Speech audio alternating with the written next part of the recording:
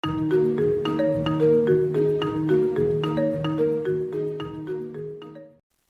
kesempatan kali ini kita akan belajar tentang basis data untuk SMK jurusan Rekayasa Perangkat Lunak untuk kompetensi dasar 3.1 yaitu memahami struktur hierarki basis data. Karena ini di bagian yang ketiga dari kompetensi dasar, berarti kita di pengetahuan. Sebelum kita masuk ke hierarki basis data, kita akan belajar dulu tentang definisi basis data, karena ini adalah pertemuan pertama yang akan menjelaskan tentang konsep dari basis data. Kita akan lihat konsep dari basis data atau definisi dari basis data supaya nanti di materi-materi selanjutnya kita lebih mengetahui sebetulnya apa itu dengan basis data dan kenapa kita harus belajar basis data. Basis data sering juga disebut dengan pangkalan data atau kalau dalam bahasa Inggrisnya disebut dengan database. Terdiri dari dua kata yaitu basis dan data. Di dalam Wikipedia ini dijelaskan definisinya, bisa dibaca sendiri. Namun di sini saya sudah membuat ringkasannya. Penjelasan dari data. Data dapat diartikan sebagai suatu kumpulan deskripsi atau keterangan dasar yang berasal dari objek maupun kejadian. Nah, di sini terdapat dua kata kunci yaitu objek dan kejadian. Sebagai contoh, di dalam sini saya membuat sebuah data yang berupa objek yaitu siswa. Di dalam siswa ini ada nama, kemudian alamat, telepon. Contoh namanya Budi, alamat Sidoarjo, nomor telepon 081234567880. Nah, ini adalah kumpulan deskripsi atau keterangan dari siswa yang bernama Budi. Ini kemudian saya juga menyiapkan sebuah contoh yang berupa kejadian yaitu kelas siswa. Di mana di dalam contoh ini Budi kelas 10 RPL itu ada pada tahun ajaran 2018-2019. Kemudian masih yang bernama Budi, dia mengalami kejadian di kelas 11 RPL itu pada tahun 2019-2020. Kemudian masih Budi juga mengalami kejadian di kelas 12 RPL pada tahun 2020-2021. Jadi inti dari data itu adalah deskripsi atau keterangan dari sebuah objek dan kejadian. Jadi kalau ada sebuah database atau basis data, kita harus perhatikan mana yang berupa objek dan mana yang berupa kejadian. Contoh berikutnya lagi adalah di dalam sini ada data objek berupa barang. Kita ada barang aqua harga 2000, lei mineral harga 3000, klub harga 2500.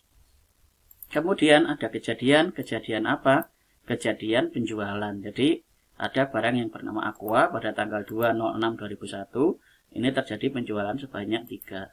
Lei mineral pada tanggal 2/06/2001 terjual sebanyak 5. Kemudian aqua lagi pada tanggal 10/06 terjadi penjualan sebanyak 2. Nah, ini contoh dari database yang ada di toko. Jadi ada barangnya, ada kejadian penjualannya. Jadi kalau Anda ke toko atau ke supermarket akan melihat sebuah contoh atau objek yang berupa barang, kemudian terjadi juga proses penjualan yang Anda terima dalam bentuk struk. Jadi struk yang Anda terima atau kertas yang Anda terima atau nota yang Anda terima sesuai dengan catatan dari sebuah kejadian.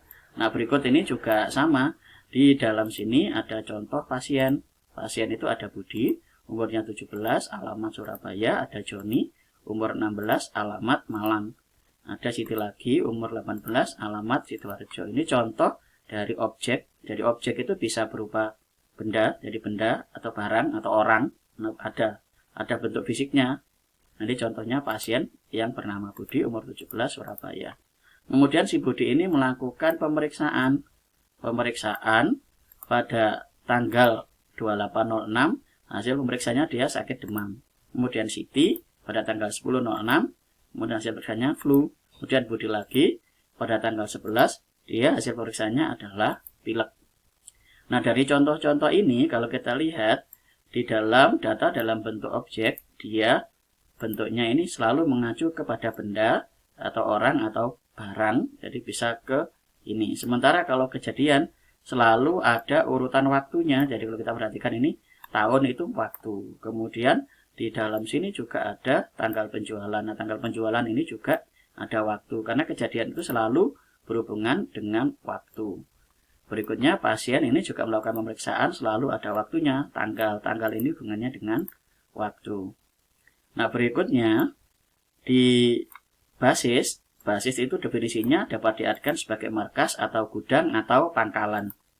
Kemudian basis data itu definisinya apa? Basis data adalah kumpulan data yang terorganisir yang umumnya disimpan dan diakses secara elektronik dari suatu sistem komputer.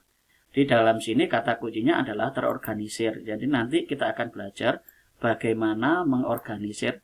Mengorganisir itu artinya mengatur, menata, supaya data yang kita perlukan itu gampang diakses, gampang dicari, dan gampang digunakan. Jadi fungsi dari terorganisir ini. Dari penjelasan ini kita bisa melihat bahwa di materi-materi selanjutnya kita akan lebih banyak belajar tentang bagaimana menata sebuah objek, deskripsi dari sebuah objek, maupun deskripsi dari sebuah kejadian. Contoh deskripsi itu seperti ini, nama, alamat, telepon, kemudian kelas, tahun ajaran. Ini contoh-contoh dari deskripsi. Kemudian ada barang, ada harga. Ini contoh dari deskripsi dari objek. Sementara ada tanggal penjualan, ada jumlah penjualan, nah ada barang. Ini adalah contoh deskripsi dari kejadian. Nah, di materi basis data ini nanti kita akan belajar bagaimana mengorganisir deskripsi atau keterangan dari sebuah objek atau kejadian menjadi suatu sistem yang dapat disimpan dan diakses secara elektronik. Nah, itu yang akan kita pelajari dari materi basis data. Silakan dipahami. Kita akan lanjutkan di video berikutnya. Terima kasih.